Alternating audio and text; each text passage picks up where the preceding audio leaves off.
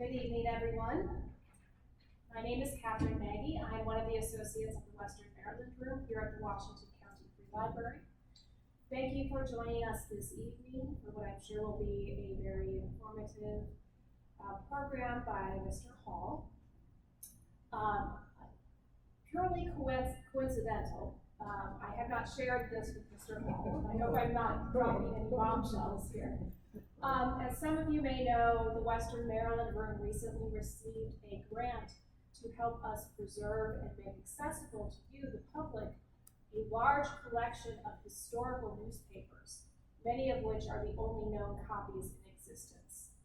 I have been in the process of gathering those up and trying not to read all of them, which is very hard.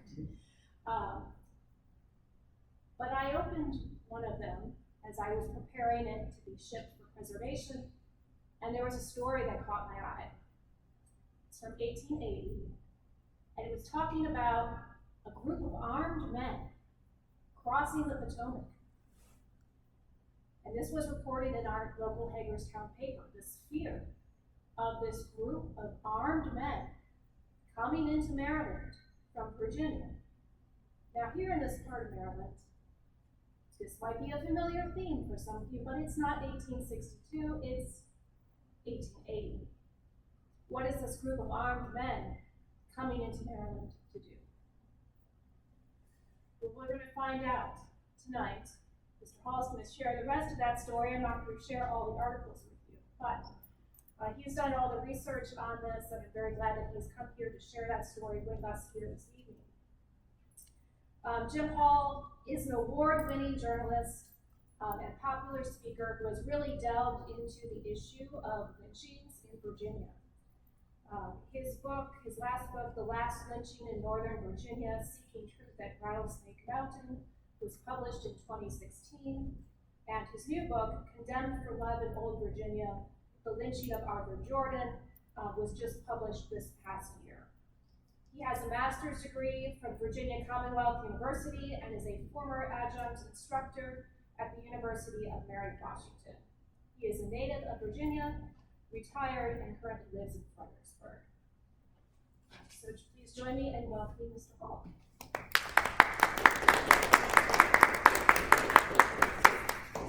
Thank you.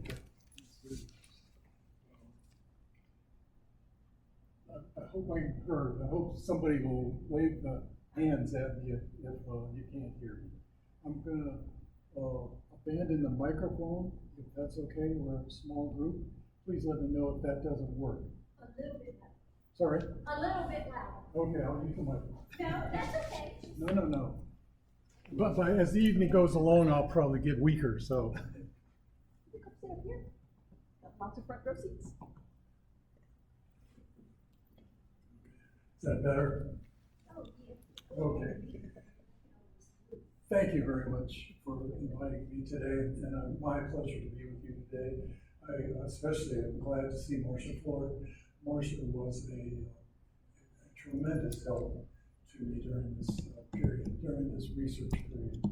Elizabeth Howell, I believe was Elizabeth's last name, was here at the library, and she was a tremendous help as well. I visited the library several times as a part of the research for this book, and I would always go home and tell everybody in Fredericksburg that the library in Hagerstown is beautiful. If a library is a measure of the commitment a community has to education, then this library certainly speaks well of Hagerstown. It's just a wonderful facility. Thank you for having me here today. As Catherine said, I'm a native of Virginia, spent my whole life, traveled around the world, but always ended up back in Virginia. Grew up there, went to schools there, worked there. 30-some years as a newspaper reporter and editor. Retired in 2013 and said I was going to do anything but research and write. I was going to open a bagel bakery if I had to, but I was not going to do this anymore.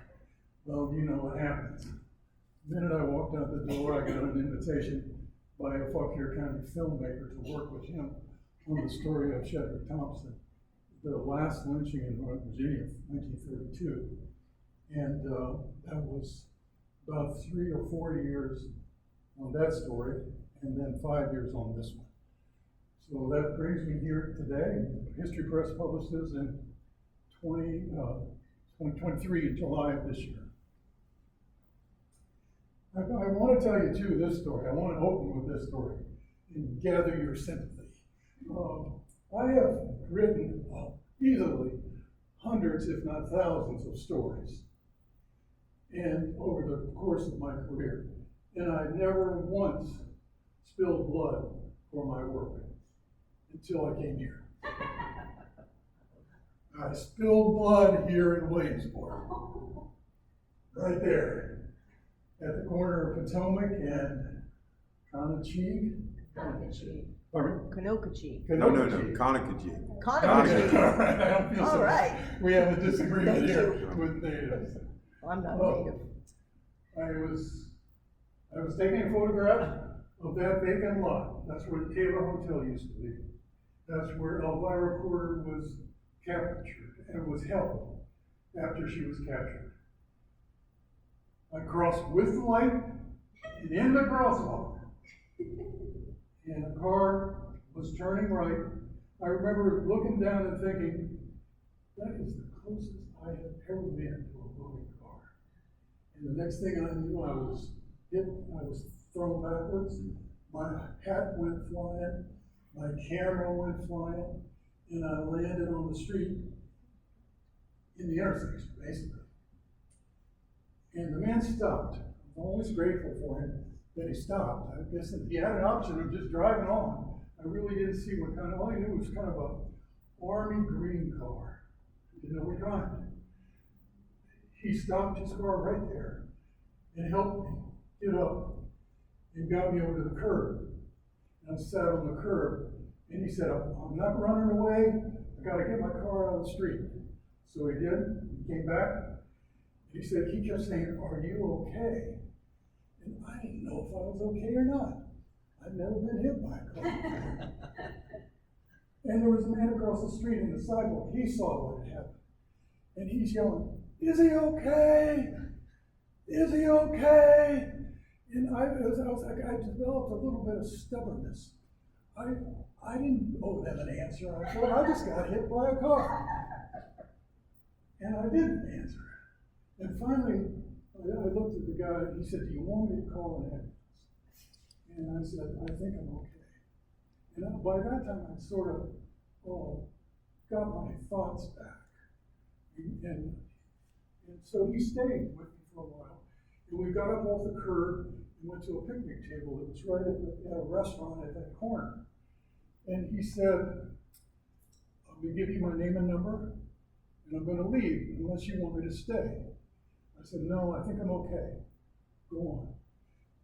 I go into the restaurant, and a lady is standing at the cash register, and I think she saw what happened. And I said, ma'am, I just got hit by a car. Can I use your bathroom to clean up? And she said, absolutely. So I go into her bathroom, and I rolled up my sleeves, and I was bloody from my wrist to my elbow. When I fell backwards, I guess I scraped my arms on the pavement. And so I cleaned myself up, came out, and she was waiting there. She had gone and got the restaurant's first aid kit. And she is sitting right there at the entrance to the bathroom. And I sat with her, and we cleaned up my wound, put medicine on it and wrapped it. And I got back in my car and drove 3 hours home. And the drive home was 10 times harder than getting hit by a car. I would have given anything to have somebody drive me. But that just wasn't an option, didn't seem to me an option. I couldn't figure out, how do I get home? How do I get my car home if I don't drive it? So, and I had no after effects from it, except a good story. And I also I always try to begin with this slight preamble.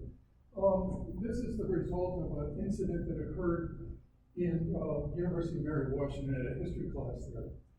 There was a young lady in the class who could not understand that my interest in this topic was not, did not mean that I supported the concept of lynching.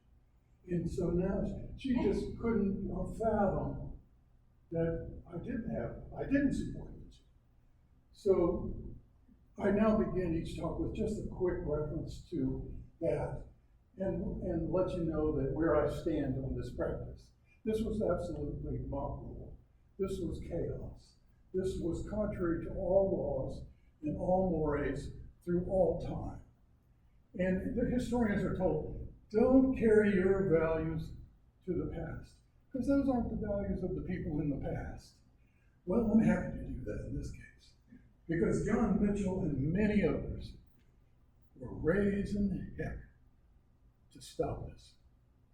They called on government officials to do their job, to do their duty, arrest those responsible, enforce the law, and to no avail. He put his life at great risk. Mitchell was a former slave who grew up to become one of the most prominent black editors in the United States. His newspaper, The Planet, out of Richmond, was among the most popular in the country.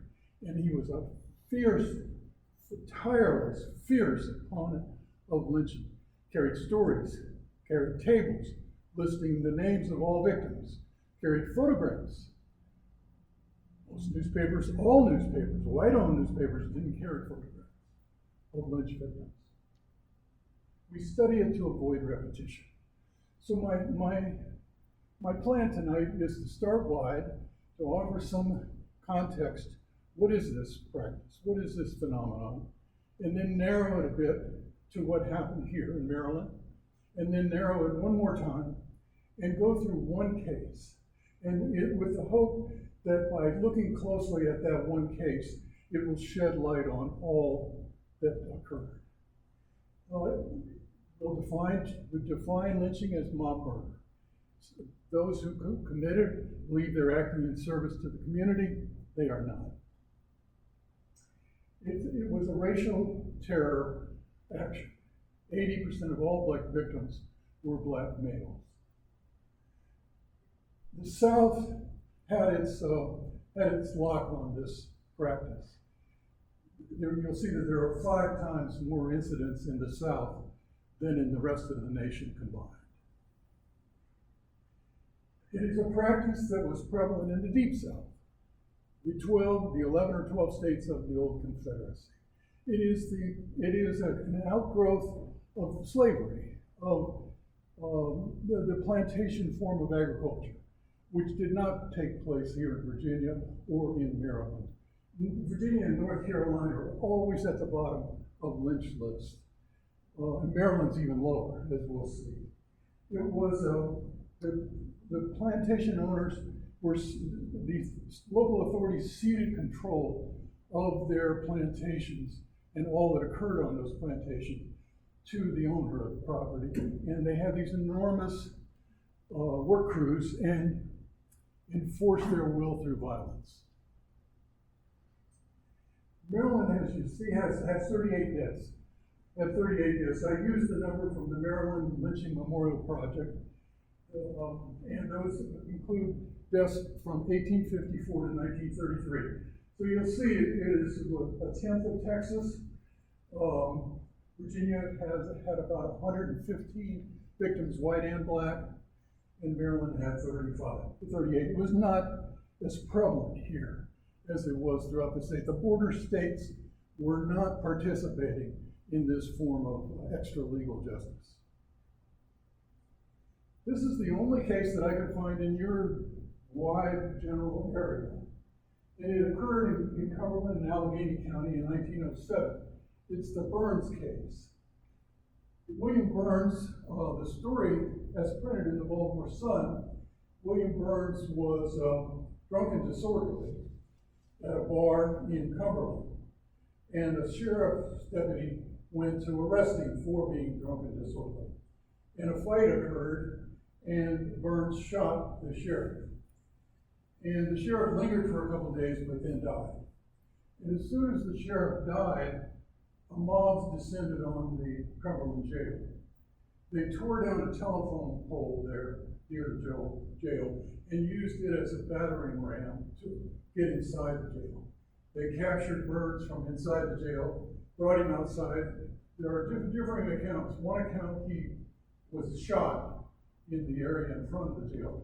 And a second account was that he was hanged and shot, which is normal, sort of.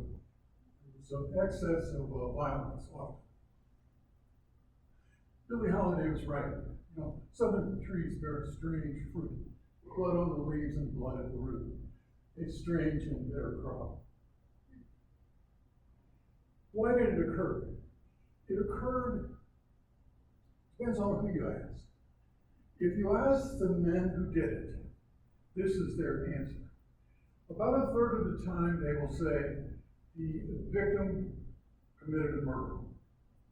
About a third of the time they would answer there was an unwanted sexual contact between a black man and a white woman. These allegations were always alleged. Lynching almost never occurred after a criminal trial. It was before any criminal case was tried. But a third of the cases could be anything or nothing. All kinds of reasons why people were lynched. Especially the one that's interesting to me is the one in, after World War I, 1919, there were many returning GIs, including many black GIs, who served on the front line in France and then returned to this country. And they were told, they were proud of what they had done, but they were told in their communities, we don't allow black soldiers to wear their uniforms, only white soldiers. And several people died because they refused to do that, refused to not wear their uniform. The real reason, as I see it, is control. The white power structure wanted to maintain social, political, and economic control over their black neighbors. Remember, we're after the Civil War, we're after emancipation, we're after the end of Reconstruction. Reconstruction, I think, there's agreement that it ended about 1876. Most historians then look at the period from about 1880 to 1930 as the lynching era. It fits in there when the white elite decided, basically they were sort of turned loose by the federal government. The federal government withdrew its troops from Southern Territory after 76 and left to the black residents of the southern cities, the towns and villages, to the mercy of their white neighbors. Remember also in many of these areas, in the deeper south, those were majority black areas. The blacks outnumbered whites in many of the southern states, in the deeper parts in the deeper sections of the southern states. So those white residents, those who had ruled, said there's no way we're ceding control through free and fair elections to our black neighbors. So they resorted to violence to maintain their control. It depends on who you talk to as to how many people died.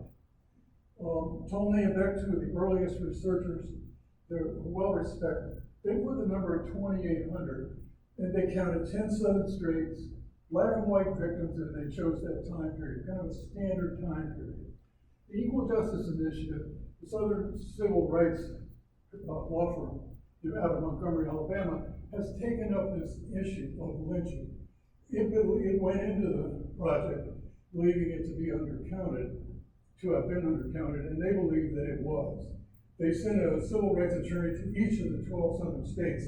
I interviewed the man who was assigned to Virginia, and he talked about what they have been doing, going to museums, libraries, historical associations, trying to find any evidence of unreported cases. And they believe there were 4,000 of them from the 12 states in a longer time period. No matter the number, Tolney and Beck remind us that once a week, every week, for 50 years, a black person in this country was killed at the hands of a white mob. It's a really sort of stunning number. Once a week, every week, for 50 years. And it is, in my opinion, it is not something that sort of descended upon the residents of the South. No sort of miasma that drove them nuts. It is a part of a long history, a long, difficult history of racial relations. It started with slavery, of course. That is our original sin. Our time on the cross, some have called it. We were a slave nation for more than 250 years, and we have been a free nation about 150 years. That black people have enjoyed the rights and citizenship far less time than during their period of bondage. Lynching then slips in after that extreme violence. The white power structure said this isn't going to work. We can't trust these mobs. They make us look bad, and who knows what they'll do. They may end up attacking poor whites or rich whites. Who knows what their grievances might be. So they felt like they needed something a little more subtle to maintain their hold. And they used things like disenfranchisement, state-sanctioned segregation, where basically the races were separated. Those of you old enough to remember it happened often and everywhere. The races were separated by law and custom from the cradle to the grave, basically. And I'm old enough to remember Virginia closed its schools, closed some of its schools rather than integrate during the massive resistance section. And during our current political climate, it's a difficult climate where it seems to me racism is expressed openly. Let's narrow one more time, and we'll tell you about the Corder case. This began in Fauquier County, about 80 miles from here, 1880, and involved two folks, principally, Elvira Corder and Arthur Jordan. Elvira Corder was the oldest child and only daughter of the patriarch and his wife, Nathan and Elizabeth Corder. And they were farmers in 500 acres in Fauquier at this place, wheat fields, in the Hume area, if you know Fauquier. He farmed with his two brothers. It was a large collection, 3 families, a large collection of people. They included Elvira, the oldest female, oldest daughter, and Arthur was a farmhand on that farm. They began a romance against better judgment, I guess. Interracial romance was both against the law and custom at the time, both in Virginia and in Maryland. And she became pregnant. They had one heck of a dilemma then. What do? He is married, and he has an infant child. And he takes up with Elvira, and she becomes pregnant. Their solution to that dilemma is to flee. So they fled to here. I don't know why. It's one of the great mysteries of this story. That includes several mysteries. But it is one of the great mysteries of this story as to why they came here. But they did. They took a train from their place, boarded from separate stations, sat separately, left their homes at different times, boarded a train to Alexandria and Washington, and then returned to this area, again by train, I believe. I had help and figured out that there was train service between both Washington and Baltimore and Hagerstown in January of 1880. Dam number 5 on the Potomac there is where they ended up, near there. They lived with the Shupp family, S-H-U-P-P. You might know that name. It's a large family in Washington County. They lived on several parcels just north of Williamsport and towards the river. As you go north from Williamsport towards Clear Spring, it's on the left. That's a train table that shows there was train service. And you can see from this plat map, you can't see, but I'll tell you, there's a Shupp parcel there, a Shupp, Abraham, another one there, another one there, and another one there. He was a significant landholder in Washington County. And his son Charles also was a landowner and a farmer, and seemed to farm also in that area. And I don't know if Elvira and Arthur, and which of the two shops they ended up with, but they went to live and work at the shop farm. Directly from Fauquier, roundabout, through train travel to get to here, to Williamsport area.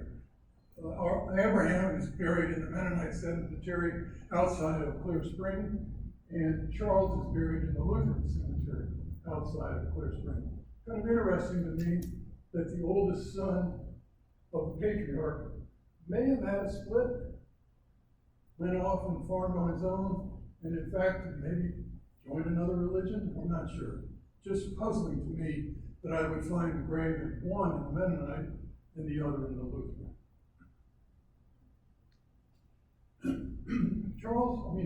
Arthur and Elvira seemed to be enjoying themselves, seemed to be happy. And they frequently went from the shop farm into Williamsport for social occasions. I think they were unaware of the danger that presented to them.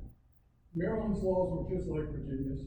It appears that Maryland's customs were just as strict as Virginia's. This is a story from the Globe. I think this is the one that this event sort of broke the camel's back. This story says, it's from January of 1880. The new colored church at Williamsport was dedicated last Sunday with the usual appropriate ceremonies. There was an immense crowd of colored persons in attendance. I think among those in attendance was Arthur and Elvira. And they were spotted by a man who meant them no good. Stranger, unknown to us today, I call him the letter writer. He did some digging, and he learned who Elvira and Arthur were, where they were from, and that they had plenty of money.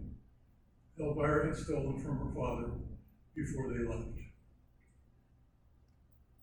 He was offended by the sight of a black man and a pregnant white woman, and decided to take it upon himself to do something about it. He sat down and he wrote 2 letters. He wrote one to the postmistress at St. Markham, where Nathan and Elvira lived. And he wrote another to a man who had once employed Arthur. Those 2 letters stated what he had found or knew, and that is, if you're looking for a black man and a white woman, we got them. Well, we were looking for them. They didn't know they were in Maryland. And the letters were forwarded to Nathan, Elvira's father. He recruited his neighbors, and they rode north. They rode north the 80 miles to here. Across the Potomac at Williamsport on the ferry. I think it was Lehman's Ferry at that time. And they spent the night with the letter writer. And in the morning, the letter writer showed them where the shop farm is. This is the beautiful farmland around that area there. Well, it may have once been owned by the Shows. I felt like it was in the right place, and I took that picture. They arrive early in the morning. Jordan is in the barn, cleaning out the stables, and they get the jump on him. They shackle him, and they put him on a horse. Elvira's in the house.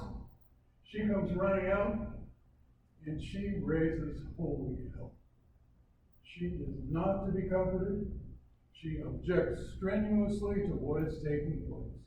She knows what's happening. She knows her father, and they were there to get him.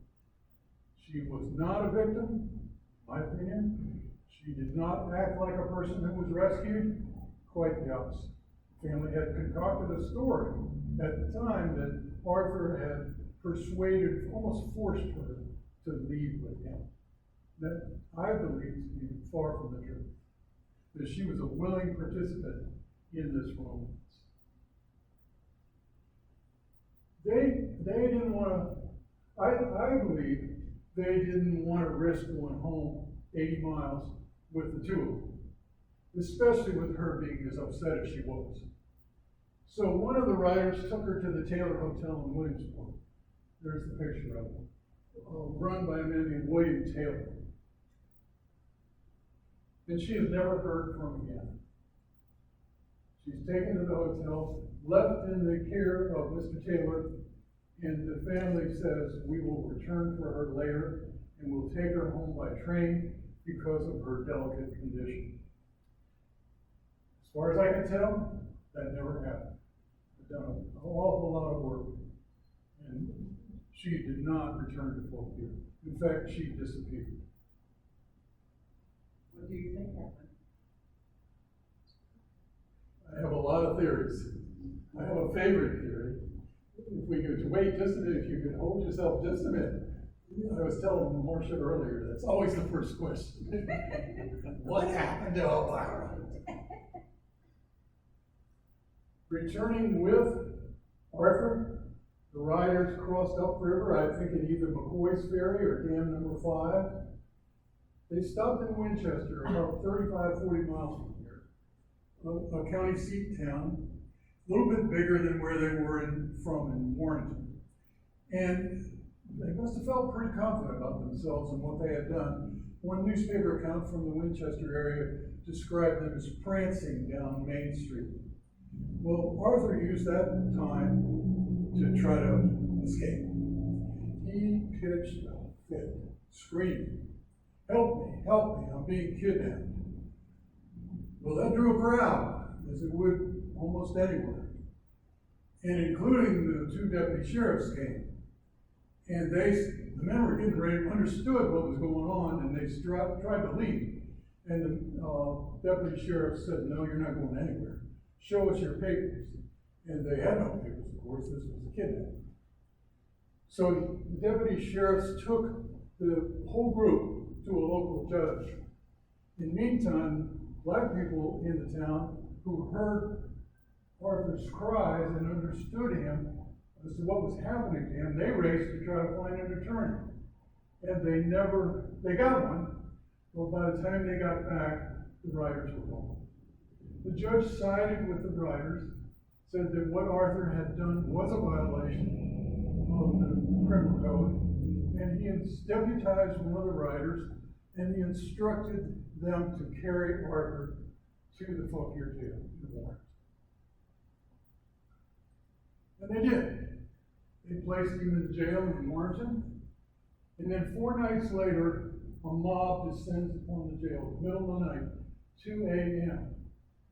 And they used a trick that, remember, we're at the beginning of the lynching era, 1880. They used a trick that was repeated time and time again in the later years. They blackened the face of one of their own to resemble a black person. They tied his hands at the front, and they banged on the door of the jail. Horace Patty, the jailer, lived upstairs with his family. He came to the window and said, what do you want? And they said, we got a prisoner from Rectortown. It's a small town in Fauquier. He said, I'll be right down there. He comes downstairs with a lantern and his keys, opens the front door, and by this time, half the men who had been hidden around the corner join the others, and they sort of bum rush the door and head into the jail. Patty then goes to what he calls the passage. The jail is 2 buildings, an older one and a newer one, and the cells are in the back part, and there's a passage between them. When he gets to the passage, he says to himself, this is way too many people to be bringing a prisoner in. So he turns around and he heads back up to the residence, hoping to delay them or stop them in some way. They follow him up to the residence. He takes the keys and he tries to hide them on his mantelpiece in his residence. And they see him do that. One of them goes and gets the keys, they pull their guns, and they force him to go back downstairs. He's afraid that they're going to take all the prisoners out of the cells or get the wrong one. And they assure him they will not do that. They go to the jail portion, the cell portion, go into the cells, say there was 4 prisoners in the one they were in, which one of you is Jordan? And Jordan stood up and says, I am. They then wrapped him, tied a rope around his arm, put a bit in his mouth, and took him outside.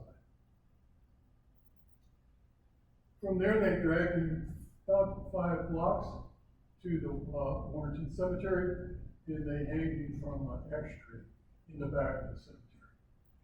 Dr. Augustus Horner was a physician in Warrenton, and he was eating his breakfast the next morning and said, somebody hanged a man, they hanged a man in the cemetery last night. So he grabs an envelope and a pencil and races for the cemetery a few blocks away. He was 50 years a ship's surgeon in the U.S. Navy and a very accomplished artist. If you look at his papers at the University of Virginia, many of them are illustrated with beautiful drawings of ports that he visited with the U.S. Navy. He drew what he saw as quickly as he could of Jordan's hanging. He was cut down the next day. The autopsy was held, a coroner's inquest. No one was ever held responsible for what happened, and Jordan was buried in the colored cemetery of the Warrenton Cemetery. I've never found his tombstone. The Virginia General Assembly was in session at this time. And the next day, one of the delegates, Delegate Page, rose to object to the way Jordan had been removed from the jail and killed. And he asked that the governor send a delegation to Warrenton to investigate what happened and to bring charges, to offer a reward and bring charges against those responsible. Delegate Payne, who represented Fauquier, where this occurred, former Civil War general, rose to say that he did not want that to happen. He said, when something like this happens, I've learned to turn my back and shut my eyes until the incident was over. His motion to table passed with all the white delegates voting for it and all the black delegates voting against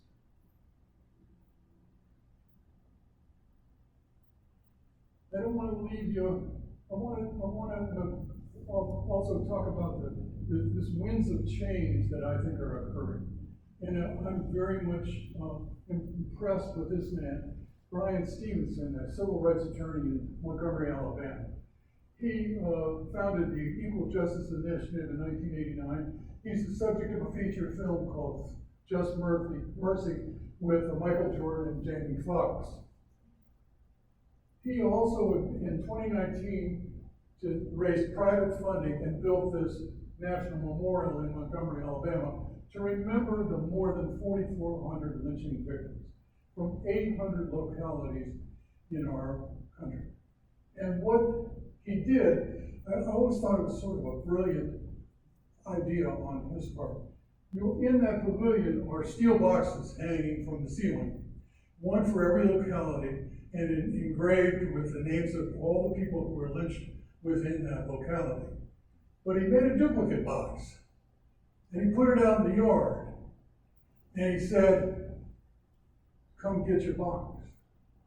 To the localities where lynchings occurred, he said, come get your box and take it home and display it to remember your residents who were killed in your locality. That has not happened. Last I heard, there were a small number, maybe 3 dozen localities that have gone to get their box. But that's not to say that Stevenson hasn't had an effect. I think he's had a tremendous effect. I think the local involvement he encouraged has taken many, many forms. Here in Maryland, he preaches a gospel of truth and reconciliation are sequential. We have to accept and recognize the truth, and then we can reconcile and move on and become the nation that we want to become. It seems to run counter to much of what we hear now, but that he's a strong advocate for sequencing truth and reconciliation. Here's the local involvement that has occurred in Maryland. 13 counties have joined together to form this memorial project. And they have done something in their counties to remember the lynch victims that occurred in those counties. So Stevenson's idea, it might be that people didn't want to go down and get the box. It's very difficult to get one of those boxes. He has a long list of requirements that indicate community support for what you're doing, that the box will be displayed properly and then before he will give it to you. But this has happened. A lot of highway signs have gone up. The Maryland Department of Highways, the Virginia Department of Historic Resources have started adopting these metal highway signs that you see to mark historic places. They are now using those for lynch victims. There's 5 of them. A 5th one goes up this month in Virginia, and you have far more than that here. This group is very active. What happened to Alvira? You gotta end on this. I hope this answers your question. I don't know what happened to her. I have my theories. But she was last mentioned in her father's will, 1890. He said that she died in Maryland, and if she or her issue, he was afraid, I think at the insistence of his attorney, that she or her issue would threaten his estate. He, by that time, was a very wealthy farmer.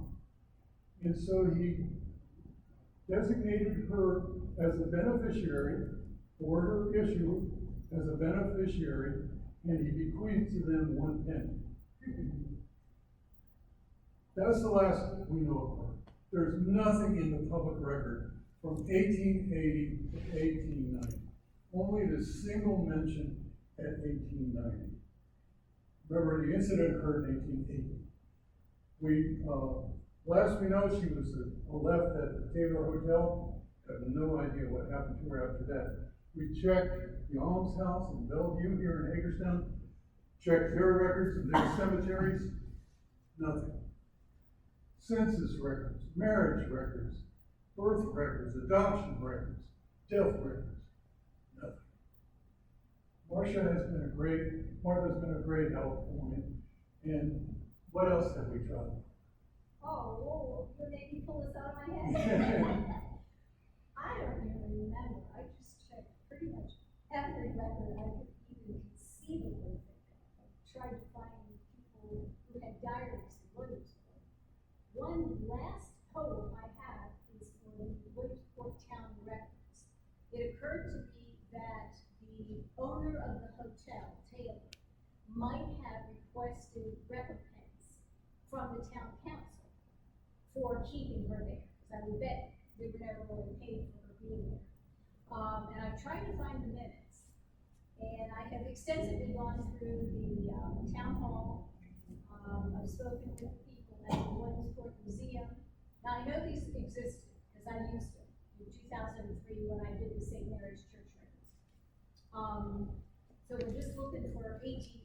The last hope is maybe the Williamsport Library down in the basement. I know there were old records when I was there in 2013. Maybe they got taken there, but with the library being closed, I don't have to get permission to go in there and check. Martha also has a theory that she might have gone to Allegheny County to cover. Just thinking she got on a canal boat and What? maybe went up there. We checked census records We and checked a lot of things in Allegheny County too. yes, no evidence. So if you know where Elvira is, please. Yeah. Or if you can think of any records that might give some information. Thank you, and I will gladly answer any questions. What about the child? Again, I have no idea. Yes, great question. Always the first thing that people think about is Elvira and her child. Don't know if the child was born. I mean, a black child with a white mother would have really stood out. Yes.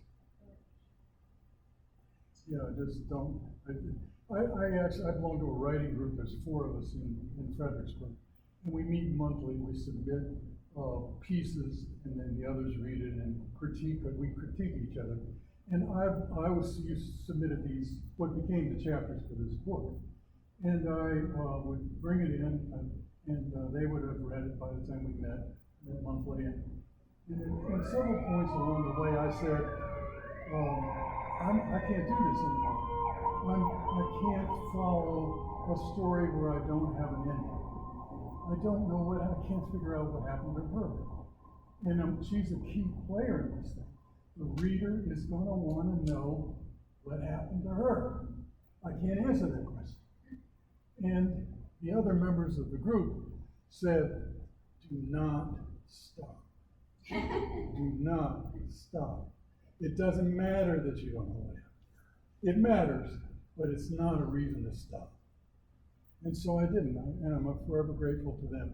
I felt like I owed it to the readers to say, as I do in one of the chapters at the end, here are some possibilities, though we don't know for sure. I come down on the side of an honor killing. I believe the father had followed them soon after they left.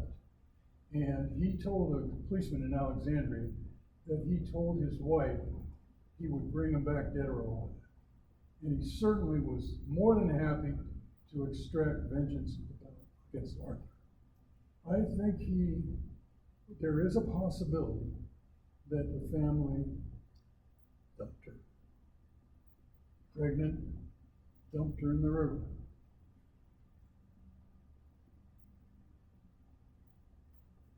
Yes, sir. Any idea how they discovered the Shoup family? How did that happen? How did that connection occur? I grant you.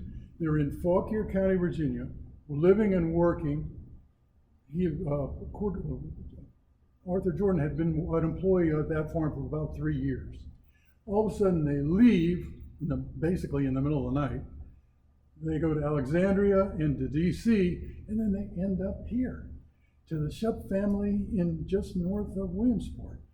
Why? I have no idea. This was a Mennonite family. Could it be that a Mennonites were sympathetic to the black race? They weren't married. That is kind of counter to Mennonite. Okay. I suspect somebody knew somebody. And they said, we can go up to the Shoup farm near Clear Spring and get work. I mean, you saw how much property Abraham Shoup owned. You only saw a portion of it. So his farm operations were extensive. He was probably constantly needing help. And hired Arthur and her she was a farm girl. She knew what she was doing. She had farm duties. She was raised, and her particular duty on the quarter farm was the dairy cows. So she knew what she was doing. So she would have been hireable, as was he. So the letter writer, the individual is a mystery, who this person is, and then you mentioned 2 letters. Did you actually see the contents of those letters? I relied on newspaper accounts. Yes, I did not see the original letters. Yes, sir. Do you know how close she was to giving birth when she was in? Yeah, that's a great question.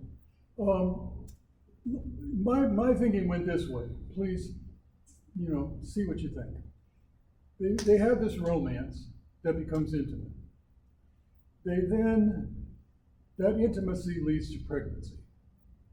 She goes 3 months, 4 months, as a pregnant woman, but known only to herself and Arthur that she's pregnant. Just prior to the beginning, her dresses would no longer fit. Just prior to that, where her mother would say, what the hell is the matter with you? They go. So I'm guessing maybe at the 4-month mark. Just wondered, maybe she was died in childbirth at the Taylor Hotel. And there's a Riverview Cemetery in Williamsport, there's a section that they call the colored section. There's tons of unmarked graves, and there's no records anybody can find of being buried in that section. I think that's a real possibility. I think there is a real possibility that William Taylor was not friendly to black people. We've heard that. So her stay at the Taylor Hotel, I'm thinking, was very brief. He would have insisted, especially if he wasn't sure where he was getting paid, that she go somewhere else. So I think she would have sought help through the social services that existed at that time. Bellevue or the Alms House, yeah, I don't, and may have died in childbirth. You just don't know. There's also a large African American community in Williamsport at that time. Yes. If I remember correctly, she was not in the Taylor Hotel for the 1880 census. That's in correct. April. That's correct. April. So this incident occurred in January. Yeah. The abduction occurred in January. She would have been maybe 8 months at that point. She wasn't there. She was gone by then. So I think she would have given birth somewhere else. And I've always been mystified. Lynchings were, I did my master's thesis on how Virginia newspapers covered lynching. Newspapers were fascinated by lynchings. They were front page news. They were extensive stories. They were in great detail, even though most of the time I can only think of one or two accounts that I've come across where the reporter actually witnessed what happened. They were always basically as told to. I kind of, being a former editor and reporter, I used to look at the story and say, all right, how'd they get this? Was the guy there? No, he wasn't there. Well, so he must have gone out and interviewed people. It's sort of normal practice. I'm not being critical, but that's what happened. I lost my thought. How was I answering that? Or was it your question, Marsha? We were just talking about she was gone in April. Right. Giving birth in May. I'll get it back. I hope I do. I have another birthday next week. I'm dreading. Well, you were saying, I don't know. Yeah. Then you came up to the Taylor Hotel and killed her there. Or took her out and killed her, yeah. Or he may have evicted her, so to speak, before them. I also wonder if she wasn't a person of agency, where she was said, the description of her abduction from the Shep farm is such that one of the youngest of the riders couldn't persuade her or calm her and took her into Williamsport. And I've always suspected that that was her brother William. He was among the youngest of the riders. And William then took her into the hotel and left her and then rejoined the others on the way home. Thinking she would stay. Thinking that she would stay there, but who's to say that she would stay there? I think she was a pretty savvy young lady. And she would say, I'm not waiting for the old man to come back. I'm fleeing. You've had a theory that I think is a good one, that she changed her name. She went to Baltimore, a town that promised anonymity, and changed her name and began a new life. But then died before 1890. Yes, sir. Well, you said that it was against all law and custom. So have you found cases where it was actually proceeded through legal proceedings? I mean, these people obviously took it upon themselves, but what was the alternative? Have you seen cases where somebody brought someone to law for violating these laws and customs? And what then would have been the outcome? What were the penalties involved? Did you see any of those cases? Very few. There is in the book I recounted from the beginning about 1870, where there were instances of interracial romance that either resulted in a couple fleeing and then being caught.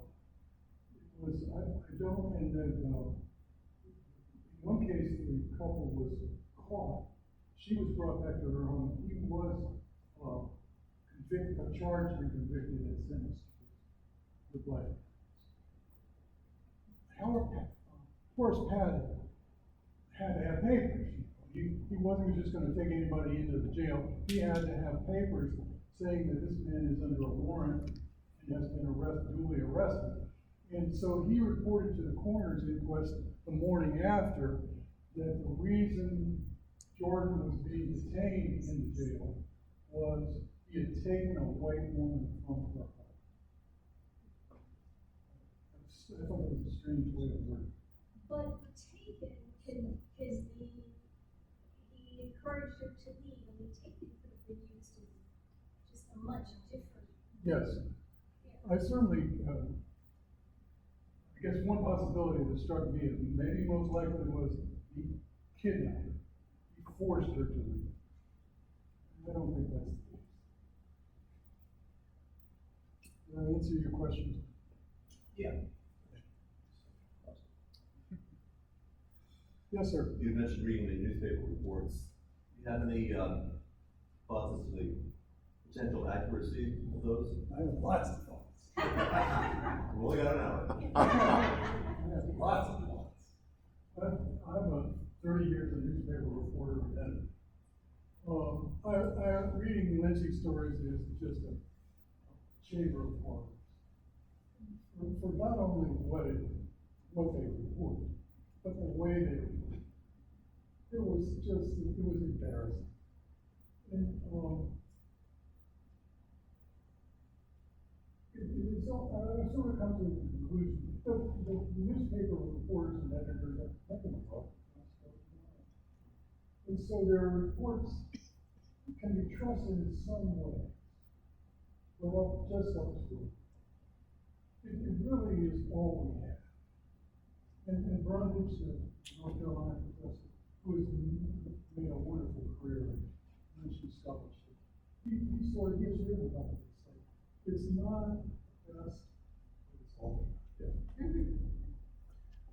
Yes, sir. Wouldn't it be in the interest of the newspapers and the editors to report these fairly accurately for the whole purpose of the terror that they represent? I mean, Yes. The idea is we're going to terrorize these people. You do this, this is what's going to happen to you. Yes. So public dissemination of that fact and making it as factual as possible with as many details as possible would seem to be in the interest of the newspaper writer and the editor to say, this is what will happen to you if you engage in this kind of activity. And the only form of public mass dissemination of that period, as you well know, is the newspaper. That's it. Yes. And so that's the social media of its day. Yes. And so I don't know that I would be too distrusting of what they say, because it's in their interest to perpetuate and extend as far and wide as possible this whole idea of terror. Absolutely. It certainly had that effect as well. But you got to remember also that the reporters became cheerleaders for what happened. There was a lack of balance or neutrality that offended me. I was not trained that way, and I tried not to practice that way. I tried to practice in a more neutral frame of mind. These guys didn't.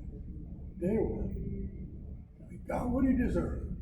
That's my point. Yeah. Is that they are the voice Yes. of these mobsters. Yes. They are the public expression of something that only a few people actually witnessed. But when you read the words of the writer, the journalist, you have thousands of people that then become witnesses. Yes. Yes. And it was well received. I mean, it was widely disseminated. It was almost always a front page story. In essence, they're a conspirator. I agree. Yes. And John Mitchell, Ida Wells, many of the black civil rights advocates were very critical of the white press. They felt like they had to battle not only the monsters, but they had to battle the press too. That's why Mitchell's paper was so valuable, because he presented it's amazing to read a white paper's account of a lynching and Mitchell's account.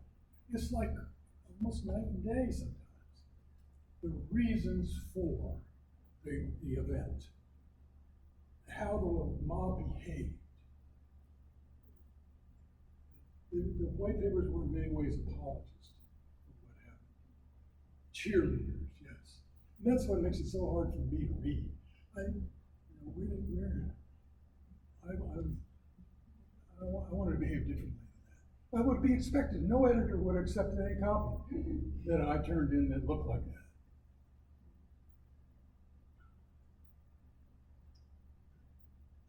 Well, thank you very much. I enjoyed talking. We've got a copy of the book if you're interested. I'm going to sign, and copies for sale. Thank you. Thank you. Thank you.